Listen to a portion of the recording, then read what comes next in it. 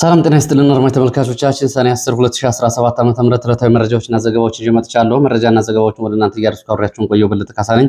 በዚህ ሰዓት የተለያዩ መረጃዎችን ይዣለሁ። መረጃዎችን እየተከታተላችሁ አብራችሁ እንድትቆዩ ነው በአክብሮት የምጋብዛችሁ። የተለያዩ መረጃዎችን ይዣለሁ።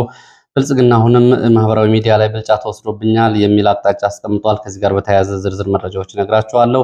እንደዚሁም ደግሞ አውደ ውጊያዎች ተደርገዋል። በተደረጉት አውደ ውጊያዎች የባለስልጣናትን ጨምሮ የደረሱ ጉዳቶች አሉ። ወደ ሰሜን ወሎ የሚወስዱ መረጃዎች አሉ። በተለያዩ አካባቢዎችም ያሉ የውሎ መረጃዎችን በተመለከተ በዝርዝር የማድረሳችሁ ይሆናል። እነዚህ መረጃዎች እየተከታተላችሁ እንደተለመደው ሀሳብ አስተያየት ኖራችሁ ጥቆማ ዜናችን@gmail.com ላይ አድርሱኝ። እንደዚሁም ደግሞ በማህበራዊ ሚዲያ መልእክት መላላኪያ ዘዴዎች ደግሞ ጥቆማና ሀሳቦች ካሏችሁ ብታደርሱኝ የምቀበል ይሆናል። ይህን እያደረጋችሁ ስለሆነ በእጅጉ አመሰግናለሁ። እንግዲህ በዚህ ሰዓት ከያዝኳቸው መረጃዎች መካከል እንደነገርኳችሁ የግንባር መረጃዎች በአብዛኛው ይገኙበታል። እነሱን የምሰሙ ይሆናል። ከዛ በፊት ግን የከላካችሁልኝ መልእክቶች መካከል በመረጃም የሚተላለፉ ስለሆኑ እነሱን ላድርስና ወደ መረጃዎች እሄዳለሁ። የፋኖን አባላት ትግል እንዲወጡ ተልዕኮ የተሰጣቸው ግለሰቦች አሉ። የፋኖ አባላትን ለማሳመን የሚሞክሩ ተጽዕኖ ፈጣሪ ግለሰቦች አዲስ ተልዕኮ ተሰጥቷቸዋል። በሌሎች ዘርፎች በማህበረሰቡ ተቀባይነት ያላቸውና ተጽዕኖ ፈጣሪ ሰዎች በብልጽግና በኩል ፋኖን እንዲያሳምኑ የፋኖ አባላት ከትግል እንዲወጡ ተልዕኮ ተሰጥቷቸዋል የሚል መረጃ ደርሶኛል። በዚህ ውስጥ እንግዲህ በአርቲስቶችን ጨምሮ ትልልቅ የሃይማኖት አባቶች እንዲሁም ደግሞ ትልልቅ ተቋማትን የሚመሩ ምሁራን ጭምር ተልዕኮ ተሰጥቷቸዋል ነው የተባለው። ይህ እንግዲህ በመረጃ ደረጃ ያለ ነው። ከትግል ዓላማ ትግሉን ያልተረዳ ካለ እንግዲህ እንደዚህ አይነት ጉዳዮች ላይ ሊሰናከል ይችላል። በመረጃ ደረጃ ይኸው። ሌሎች ደግሞ የትግሉን ዓላማ ያልተረዱ ደግሞ እንኳን መልእክት ተልኮባቸው ራሳቸውን እጃቸውን ይሰጣሉ። ምንም እንኳ ማህበራዊ ውርደት ቢገጥማቸውም ለማንኛውም በመረጃ ደረጃ እንደዚህ አይነት ስምሪቶች ተሰጥተዋል የሚለው መረጃ በጥቆማ ደርሶኛል። አመሰግናለሁ። ሌላው ከደሞዛችን ያለ ፈቃዳችን እየተቆረጠ ለሚሊሻ የገንዘባችን እየተሰጠ ነው የሚል እንደዚሁ ቅሬታ ደርሷል። ከአማራ ክልልና ከኦሮሚያ ክልል የተለያዩ አካባቢዎች ለሚሊሻ በሚል ገንዘብ እየተሰበሰበ ከመንግስት ሰራተኞች፣ ከነጋዴዎች፣ መንገድ ላይ ከሾፌሮችና ከአሽከርካሪዎች ለሚሊሻ የሚከፈለው ገንዘብ ከፍተኛ ምሬት እና ቁጣ ቀስቅሷል። ይህንን በተመለከተም እንደዚሁ ቅሬታዎች ቀርበዋል። እንግዲህ በቅርቡ ጠቅላይ ሚኒስትሩ ከመምህራን ጋር በነበራቸው ስብሰባ ደሞዛችሁ ያለ እናንተ ፈቃድ አይቆረጥም የሚል ነገር ሲናገሩ ሰምቻለሁ። ስለዚህ ደሞዛችሁ ያለ እናንተ ፈቃድ የሚቆረጥባችሁ ካሉ ይህንን ለሚያደርጉ የብልጽግና ባለስልጣናት አለቃቸው ያስተላለፈውን መልእክት እንዲሰሙ ንገሯቸው። ምንም እንኳ ያው ሚዲያ ላይ የሚነገረውና የሚፈጸመው የተለያየ ቢሆንም ሌላው በአዲስ አበባ ፖሊስ ኮሚሽን ያለው አጠቃላይ ሁኔታ በተመለከተ በተለይ በአማራ ተወላጆች ላይ እየደረሰ ያለውን ጫና በተመለከተ እንደዚሁ የፖሊስ አባላቱ የሚከተለውን ጥቆማ አድርሰዋል። በአዲስ አበባ ከተማ ፖሊስ ኮሚሽን የምንሰራ የአማራ ተወላጆች ፖሊሶች በጥርጣሬ ነው የምንታየው ብለዋል። በተለያዩ ሰበቦች እየተፈለጉ ስልካችን ይበረበራል፣ ይፈተሻል። መሳሪያ ይዘን ስምሪት እንድንሄድ አይፈቀድልንም። ስምሪት የምንሄድ ከሆነም በባዶ እጃችን እንድንሄድ እንደረጋለን። በሁለት ዓመት ብቻ በርካታ ቁጥር ያላቸው የአማራ ተወላጅ አዲስ አበባ ፖሊስ አባላት የነበሩ ታስረዋል፣ ከስራ ታግደዋል። በተለያየ ጫና የደመወዝ ቅጣትና ጥቅማ ጥቅም ተከልክለዋል። እንዲሁም ደግሞ ከደረጃ እድገትና ከማዕረግ እድገትም ተከልክለዋል። የታሰሩም አሉ። የደረሱበት ቦታ ያልታወቁ የፖሊስ አባላትም እንዳሉ ነው እንግዲህ የፖሊስ አባላቱ ለኢትዮ ፎከስ ባደረሱ መረጃ የገለጹት። ወሳኝ በሆኑ ስምሪቶችና ሚስጥር በሚታወቅባቸው ግዳጆች እንደውም እንዳይሰማሩ ይደረጋሉ። ይህንን በተመለከተ እንግዲህ ተሳትፎም ጭምር እንዳያደርጉና የሚደረጉ ዘመቻዎችንና ኦፕሬሽኖችን ጭምር እንዳያውቁ ይደረጋሉ የሚሉ መረጃዎችም ወጥተዋል። በአጠቃላይ ተቋሙ በእኛ ላይ አመኔታ የለውም። ተቋሙ የስርዓቱን የሚደግፉ ስርዓቱ የኔ ነው የሚሉ እና ይህንን የሚያምኑ በተለይ ከኦሮሚያ ክልል ያለምንም መስፈርት በዝውውር የሚመጡ የፖሊስ አባላት እንዲቆጣጠሩት እየተደረገ ነው ብለዋል። ጥያቄ ስናቀርብ ጽንፈኛ ናችሁ፣ አመለካከት ችግር አለባችሁ በሚል የተለያየ ጫና ያደርሱብናል ብለዋል። ከኦሮሚያ ክልል ያለ አሰራር ፖሊስ በዝውውር ያመጣሉ። የፖሊስ ተቋሙ የአዲስ አበባ ሳይሆን የወለጋ ውስጥ ወይም ደግሞ አርሲ ውስጥ ያለ የዞን ፖሊስ መስሏል። የዞን ፖሊስ መምሪያ ነው የሚመስለው። ከቋንቋ ጋርም ከስምሪት ጋርም በተያያዘ ትልቅ ችግር ነው ያለው ብለዋል። በፖሊስ ኮሚሽን ያሉ ኃላፊዎች ከዶላር መንዛሪዎች እስከ መሬት ደላላዎች ጋር የተለያዩ ጥቅምና ትስስሮችን በመፍጠር እንደዚሁ በገንዘብ ዝርፊያ ውስጥ ተሰማርተዋል። በዚህ በኩል ወደፊት ማስረጃዎችን በስም ዝርዝር እንልካለንም ብለዋል። የከተማውን ህዝብ ለማገልገል ሳይሆን የከተማውን ህዝብ እንደ ጠላት ነው የሚያዩት። አዲስ ከተለያዩ አካባቢዎች በዝውውር የሚመጡ የፖሊስ አባላት አክራሪ ብሔርተኝነትን ይዘው ወደ ከተማው መምጣታቸው በስራ ላይ ጫና ፈጥሯል ብለዋል። ከኦሮሚያ ክልል በዝውውር የሚያወጧቸው የስርዓቱ ታማኝ የተባሉ ቢሆኑም የከተማውን አጠቃላይ ስነ ባህሪያዊ፣ ማህበራዊ ባህሪ አይረዱም፣ በጠላትነት ነው የሚመለከቱት ሲሉ ነው እንግዲህ የፖሊስ አባላት ይህንን እያደረሱት። በዚህ ላይ እንግዲህ ምላሽ ያለው አካል ካለ ምላሹ የሚስተናገድ ይሆናል። ወደ ሌሎች መረጃዎች ሲሄድ ወደ ሰሜን ወሎ መቄት የሚወስደን መረጃ ነው የማስከትለው። መቄት ገረገራ ከተማ አቅራቢያ ከባድ ውጊያ ተደርጓል። በዚህ ውጊያ ከፍተኛ ሰብአዊ፣ ቁሳዊ፣ ወታደራዊ ኪሳራ ደርሷል። በወረዳው የሚሊሻ ጽሕፈት ቤት ኃላፊ በዚህ ውጊያ ተገድሏል ተብሏል። ሌሎች 6 የሚሊሻ አባላትና የድሽቃ ተኳሽና የድሽቃ ተኳሽ ረዳት የአድማ ብተና አባላትን ጨምሮ ቁጥራቸው በርከት ያሉ የሚሊሻና የአድማ ብተና አባላት በዚህ ውጊያ ሞተዋል። ከ28 በላይ የአድማ ብተናና የሚሊሻ አባላት ቁስለኛ ሆነዋል። ውጊያው እስከ ተክለ ሃይማኖት ቤተክርስቲያን ድረስ ቀጥሎ ነበር ይላሉ የመረጃ ምንጮቹ። አንድ ድሽቃ የጫነ ተሽከርካሪ ሙሉ በሙሉ ወድሟል። ሌላ ተሽከርካሪም እንደዚሁ ከፊል ጉዳት ደርሶበታል ሲሉ ነው የመረጃ ምንጮቹ የገለጹት። በሶስት አቅጣጫ ነው የፋኖ አባላት ጥቃት እየከፈቱ ወደ ከተማው በሰርኮ በማርያም በኩል በገረገራ ሁለተኛ ደረጃ ትምህርት ቤትና ሲዲሲ ተብሎ በሚጠራው አካባቢ እስከ ገረገራ ተክለ ሃይማኖት ድረስ በሶስት አቅጣጫዎች ውጊያና ተኩስ ይደረግ አርፍዷል ሲሉ ነው የመረጃ ምንጮቹ የገለጹት። በዚህ እንግዲህ በርካታ ቁጥር ያላቸው የሚሊሻ አባላት እና የሚሊሻ ጽሕፈት ቤት ኃላፊው ባለስልጣን መሞታቸውን ሲገልጹ የወረዳው የብልጽግና የመረጃ ደግሞ በብልጽግና ደግሞ የወረዳው ኮሚኒኬሽን ባሰራጨው መረጃ ደግሞ በተቃራኒው እኔም ድል ተቀዳጅቻለሁ ነው የሚለው። እስከ 34 የሚደርሱ የፋኖ አባላት ላይ የተለያዩ ጉዳቶችን አድርሻለሁ፣ የተገደሉ፣ የተያዙ፣ የቆሰሉ በአጠቃላይ ቁጥራቸው 34 ይደርሳል። በዚህም እንግዲህ 6 የነፍስ ወከፍ መሳሪያዎችን በተለይ የቃታ መሳሪያዎችንም እንደዚሁ ከፋኖ በማርክ ያለው ሲል የወረዳው ገልጿል። በዚህ በኩል እንግዲህ የፋኖ የአካባቢው መሪዎችን ለማነጋገር ሞክሬያለሁ። ይሄ የተባለው ቁጥር ትክክል አይደለም፣ ከፋኖ በኩል የተባለው ጉዳት አልደረሰም፣ በራሳቸው ላይ የደረሰውን ጉዳት ነው ለማሳየት የሞከሩት ሲሉ ምላሽ ሰጥተዋል። እንግዲህ በፎቶም ጭምር የወጡ መረጃዎች አሉ። አካባቢ የነበረው የውሎ መረጃ ይህንን ነው የሚመስለው። ሌላው ወደ ሸዋ ምንጃር አረርቲ ከተማ እንደዚሁ በሚሊሻ አባላት ላይ ጥቃት ተፈጽሟል። በሶስት አቅጣጫ ወደ ከተማ የገቡ የፋኖ አባላት ጥቃት ፈጽመዋል ብለዋል። በሚሊሻ አባላት ላይ የመረጃ ምንጮቹ በአዲስ ሰፈር በወፍጮ ተራ ማደያ በኩል ወደ ከተማው ዘልቀው የገቡ የፋኖ አባላት በከፈቱት ጥቃት በሚሊሻ አባላቱ ላይ የደረሰው ጉዳት ግን በዝርዝር አልታወቀም ሲሉ ነው የገለጹት። ይህንን ተከትሎ ምሽቱን ሌሊቱን ተኩስ ነበር በአረርቲ ምንጃር ከተማ ሲሉ የመረጃ ምንጮች ገልጸዋል። ሌላው ወደ ሰሜን ወሎ ራያ ቆቦ ዞብላምባ አካባቢ እንደዚሁ የደፈጣ ጥቃት ተፈጽሟል። ተሮበር ተብሎ የሚጠራው አካባቢ ዛሬ ማለዳ በተፈጸመ የደፈጣ ጥቃት ኬላ ጥበቃና ፍተሻ እንዲሁም በዚሁ ዙሪያ ሰፍረው የነበሩ የመንግስት ወታደሮች ላይ ጉዳት ደርሷል ነው የተባለው። የደረሰው ጉዳት በዝርዝር አልታወቀም ሲሉ የመረጃ ምንጮቹ ይገልጻሉ።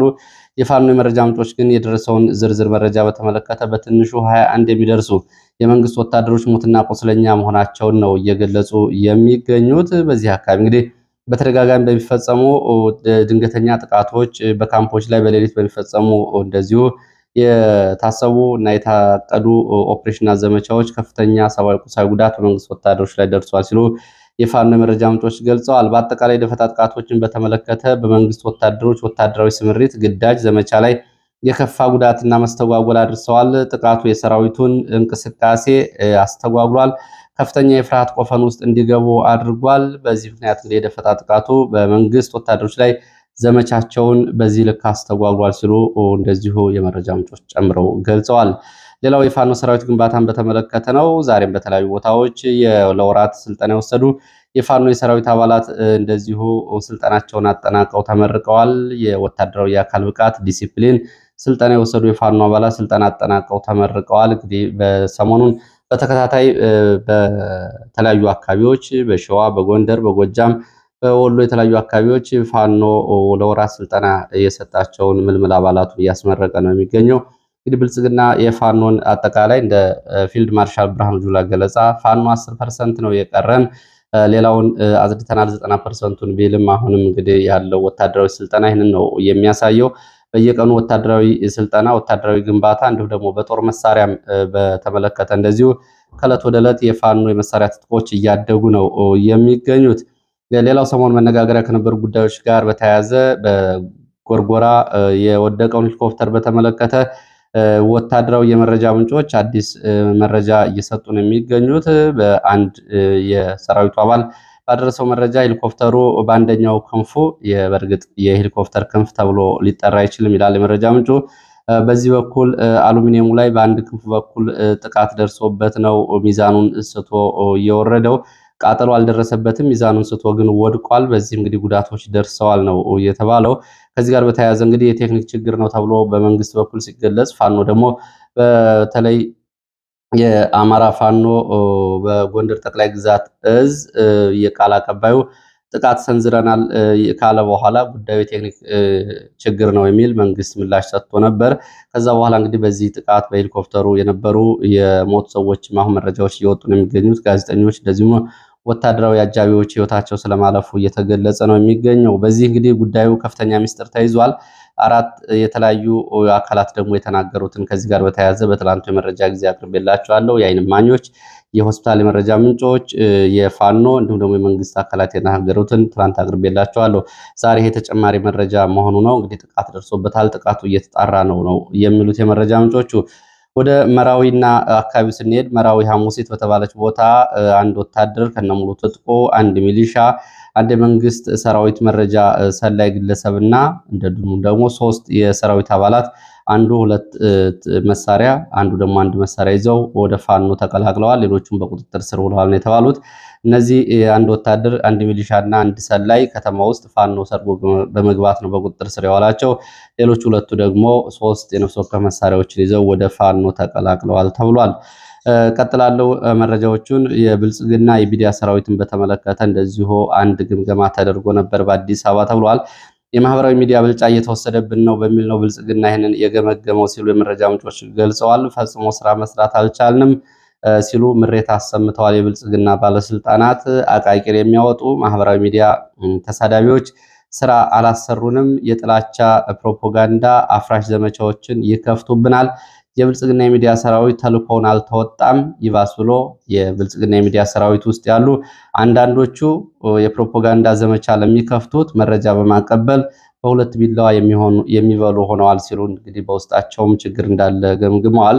መስዋዕትነት እየከፈለ ያለው ሰራዊት የገጽታ ግንባታ የማይሰጥ በማህበራዊ ሚዲያ የጠቅላይ ሚኒስትሩን ገጽታና የብልጽግና ስኬቶችን ማድነቅ ያልቻለ የብልጽግና አመራር ሌላ ተልኮ መስዋዕትነት የሚያስከፍል ተልኮ ይቀበላል ብሎ መናገር አይቻልም። በዚህ በኩል እንግዲህ ወደፊት ግምገማ እየተደረገ የሚባረሩ ይባረራል፣ የሚቀጣው ይቀጣል ሲሉና ኃላፊነት የሚሰናበቱም ይኖራሉ ተብሏል ነው እየተባለው። እንግዲህ ማህበራዊ ሚዲያ ላይ ምላሽ አልሰጣችሁም በሚል እንደ ግምገማ መስፈርት ቀርቦ የብልጽግና ባለስልጣናት ሊባረሩ መሆናቸውን ነው መረጃዎች የሚያሳዩት። በዚህ እንግዲህ ማህበራዊ ሚዲያ ተጽዕኖ ፈጣሪ ሚዲያዎችን መለየት፣ ግለሰቦችን መለየት፣ ብዙ ተከታይ ያላቸውን እንደዚሁ በመለየት ተልዕኮ መውሰድ ይገባል ተብሏል። የማግባባት ስራ እንዲሰራ ግብረ ኃይል ተቋቁሞ በትግራይ በኩል ያሉትን እንደዚሁ የትግራይ ተወላጆች፣ በአማራ በኩል ያሉትን የአማራ ተወላጆች፣ በኦሮሚያ ክልል ያሉትን እና ኦሮሞ የሆኑትን ደግሞ የኦሮሞ ተወላጆች የማግባባት ስራ እንዲሰሩና በዚህ ጋር ድርድር እንዲደረግም አቅጣጫ ተሰጥቷል። እነዚህ ሰዎች በተለያየ ጥቅማ ጥቅም መያዝ ካልሆነም ተቀባይነታቸውን የሚያሳጣ የእርስ በርስ ሽኩቻ ውስጥ እንዲገቡ የተደራጀ የስም ማጥፋት መፈጸም እንዲሁም ደግሞ በዚህ በኩል ማስረጃ ከተገኘም ማስረጃዎችን ይዞ አጸፋዊ ምላሽ መስጠት ያስፈልጋል። ሌት ተቀን የሚሰሩትን ጠቅላይ ሚኒስትር ከጎናቸው መቆም የሁሉም አመራር ግዴታ ይሆናል የሚል አስተያየትና መመሪያ ተሰጥቷል ነው የተባለው። ለሚሰራጩ መረጃዎች አፋጣኝ ምላሽን በመስጠት በኩል የብልጽግና የሚዲያ ሰራዊት ከፍተኛ ብልጫ ተወስዶበታል ተብሏል። በማህበራዊ ሚዲያዎች ምክንያት ስራ ቆሟል ምን ይባላል በሚል አመራሩ ቆሞ የሚጠብቀው በጠዋት በማህበራዊ ሚዲያዎች ላይ የሚለቀቁ መረጃዎችን ነው። ስለዚህ የብልጽግና የሚዲያ ሰራዊት በግብረ ኃይል ደረጃ ከፌዴራል እስከ ወረዳ ድረስ አዲስ ስልጠና ሊሰጠው ይገባል፣ አቅጣጫና መመሪያ ሊሰጠው ይገባል ተብሏል ሲሉ ነው የመረጃ ምንጮቹ እየገለጹት። እንግዲህ በዚህ ላይ ምናልባት አስተያየት መስጠት ካስፈለገ ይሄ አይደለም መፍትሄው። መፍትሄው የሚሆነው መሬት ላይ ያሉትን ነገሮች ማስተካከል ነው። በንጹሃን ላይ የሚደርሰውን ግፍና ሰቆቃ፣ በህዝብ ላይ የሚደርሰውን ጭፍጨፋ ማስቆም ነው እንግዲህ መፍትሄ የሚሆነው እንጂ ይህንን እያደረጉ ይህንን ለምን ትናገራላችሁ? ብልጫ ተወስዶብናል የሚለው ጉዳይ የውሃ የሚቋጥር አይደለም። ወደፊትም ሺህ ጊዜ ሚሊዮን ጊዜ ብልጫ ይወሰዳል። ስለዚህ መፍትሄው ወይ ችግሩን ማስተካከል ነው። ችግሩን ማስተካከል የማይቻል ከሆነ ደግሞ ወይ ስልጣን መልቀቅና ሌላ መፍትሄ ነው እንጂ የሚሆነው በዚህ ልክ እንግዲህ ሌላ ስም እናጠፋለን፣ ሌላ አጸፋዊ ምላሽ እንሰጣለን፣ ብልጫ ተወስዶብናል የሚለው መፍትሄ አይሆንም። መፍትሄው ያለው የራስን ችግር መገምገም ነው። ንጹሐንም በድሮን እየጨፈጨፉ አገርን ችግር ውስጥ እየከተቱ በየአራቱም ማዕዘናት ጦርነት እያደረጉ ለምን ይሄ ይጋለጣል? ለምን በዚህ እንተቻለን? በሚል እንግዲህ የሀገሪቱ አጠቃላይ ኢኮኖሚ ማህበራዊ ቀውስ ውስጥ በገባበት ሁኔታ ይህንን ለምን ታነሳላችሁ የሚለው ጉዳይ የውሃ የሚቋጥር አይደለም።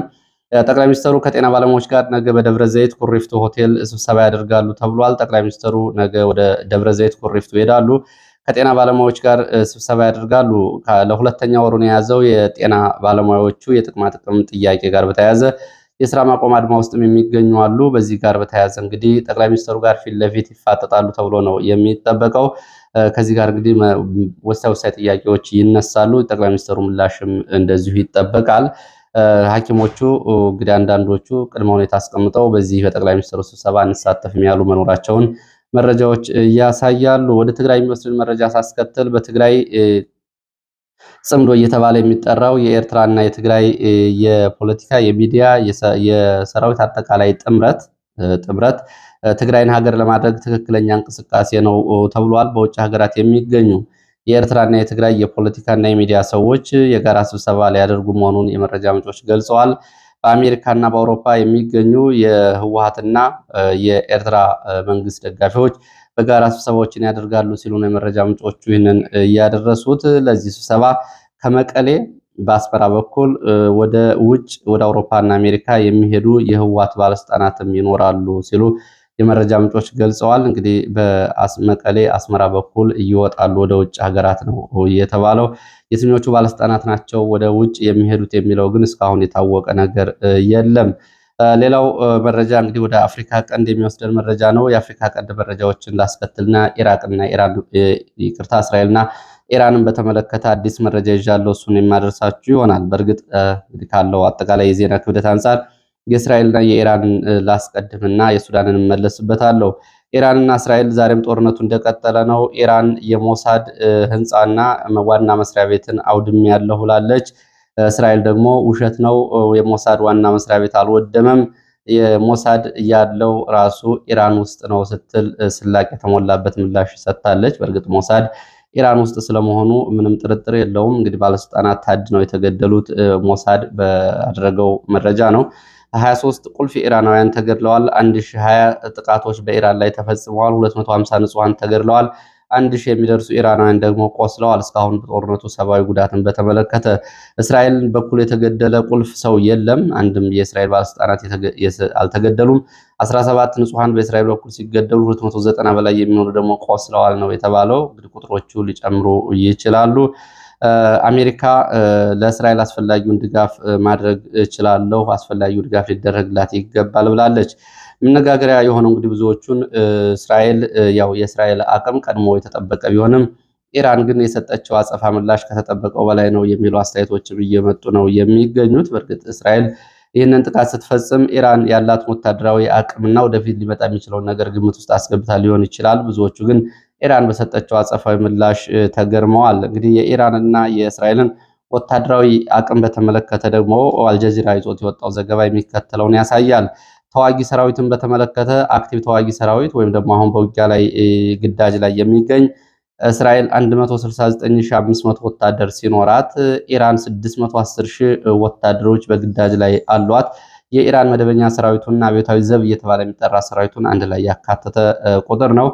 ተጠባባቂ ኃይልን በተመለከተ እስራኤል ወደ 465000 ወይም ደግሞ ወደ ግማሽ ሚሊዮን የተጠጋ ተጠባባቂ ኃይል ሲኖራት ኢራን ደግሞ 350000 ተጠባባቂ ሰራዊት አላት። የጦርነት የሰራዊታቸውን ወይም ደግሞ የመከላከያ በጀታቸውን በተመለከተ ደግሞ የእስራኤል ከ27.5 ቢሊዮን እስከ 30 ቢሊዮን የአሜሪካ ዶላር ይደርሳል። የኢራን ደግሞ ከ10.3 ቢሊዮን እስከ 13.8 ቢሊዮን ይደርሳል ነው የተባለው። በዚህ በኩል የእስራኤል ወታደራዊ በጀት ከኢራን በጥፍ ይበልጣል። ተዋጊ ጀቶችን በተመለከተ አሁን ውጊያ ላይ የተሰማሩ 340 በላይ ተዋጊ ጀቶች አሏት እስራኤል። በአንጻሩ ደግሞ ኢራን 312 ተዋጊ ጀቶች የሰራዊቱ እንዲሁም ደግሞ 23 ተዋጊ ጀቶች ደግሞ አብዮታዊ ዘብ እየተባለ የሚጠራው የኢራን የቁርጥ ቀን ኃይል የሚባለው ደግሞ በአጠቃላይ ከ334-35 በላይ ተዋጊ አውሮፕላኖች አሏት ኢራን። የተዋጊ ጀት አይነቶችን ስንመለከት እስራኤል የታጠቀቻቸው ኤፍ35 ተዋጊ ስቲሊዝ ተብሎ የሚጠሩ ተዋጊ አውሮፕላኖች ሲሆን አሜሪካ ሰራሽ ናቸው እነዚህ ተዋጊ አውሮፕላኖች። ኢራን ደግሞ ስኩ ሃይ የተባሉና ሚግ የተባሉትን ራሻ ሰራሽ ተዋጊ አውሮፕላኖችን ነው እየታጠቀችው ተብሏል። የአየር መከላከያ ጋሻቸውን በተመለከተ እስራኤል ያላት የአየር መከላከያ ጋሻ አይረንዱም ወይም ደግሞ እንዲሁም ደግሞ የዳዊት ወንጭፍና አሮን ጋሻ እየተባሉ የሚጠሩ ናቸው። የኢራን ደግሞ የመከላከያ ጋሻ ባሻር 373 እንዲሁም ደግሞ ኤስ300 የሚባሉና ከሃርዲ የሚባል ሲስተምን ነው የምትጠቀመው ተብሏል ኢራን። እንዲሁም ደግሞ ሚሳይሎችን እና ተተኳሾችን በተመለከተ እስራኤል 530 ሚሳይሎች ሲኖሯት ኢራን በአንጻሩ 6800 በላይ ሚሳይሎች እንዳሏት ነው እንግዲህ መረጃዎቹ የሚያሳዩት። በዚህ ላይ እንግዲህ የእስራኤል የሚሳይል ቁጥር በትክክል ተገልጿል ማለት አይቻልም። ሰሞኑን ብቻ እንግዲህ 1300 በላይ ጥቃቶችን አድርሳለች። ይሄ ከዛ በላይ ሊሆን እንደሚችል ነው። ኒውክለርን በተመለከተ ሁለቱም እንግዲህ ኒውክለር ታጥቀዋል የሚልና ኒውክለር ለመታጠቅ ሁለቱም ጫፍ ላይ ናቸው የደረሱት የሚሉ መረጃዎች ናቸው ያሉት። ዓለም አቀፍ ጉዳዮች እንግዲህ ከዚህ ጋር በተያያዘ ጉዳዩ ወደ ዓለም አቀፍ ጦርነቱ ሊገባ ይችላል። እስራኤል ዙሪያ የሚገኙት የሂዝቦላህ፣ የሐማስ፣ የፍልስጤም ተዋጊዎች እግረኛ ሰራዊት አንቀሳቅሰዋል ተብሏል። እንግዲህ ኢራንን ለመደገፍ እግረኛ ሰራዊት አንቀሳቅሰዋል። አሜሪካም ለእስራኤል አስፈላጊው ድጋፍ ይደረግ እያለች ነው የምትገኘው። ቱርክ ደግሞ ሶሪያን በዚህ ጉዳይ ላይ ጣልቃ እንዳትገቢ አየር ክልልሽን ለእስራኤል ፍቀጅ የሚል አድሎ እየተሞላበት የአሜሪካን ጫና ተከትሎ ይህንን መልእክት አስተላልፋለች ለሶሪያ ተብሏል። በዚህ ኢራናውያን ተቆጥተዋል።